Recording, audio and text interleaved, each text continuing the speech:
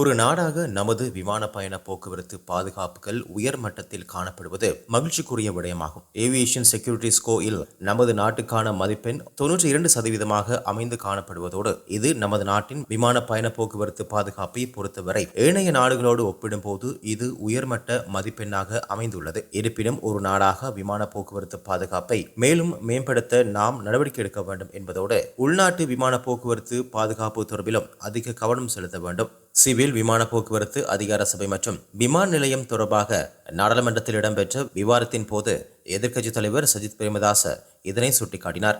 அவ்வாறே நாட்டின் விமான போக்குவரத்து துறையின் முன்னேற்றத்துக்கு தேவையான பல யோசனைகளையும் அவர் இதன் போது முன்வைத்துள்ளார். සිකියුරිටි ඔඩිට් එක ඒවියේෂන් සිකියුරිටි ස්කෝ එක අපේ රටට තියෙනවා 92%ක. ඒ වගේම අපේ රටේ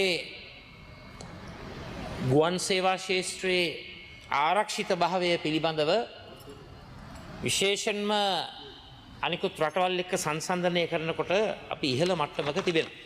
இது போன்ற மேலும் செய்திகளுக்காக ரூபம் தொலைக்காட்சியோடு இணைந்திருங்கள்.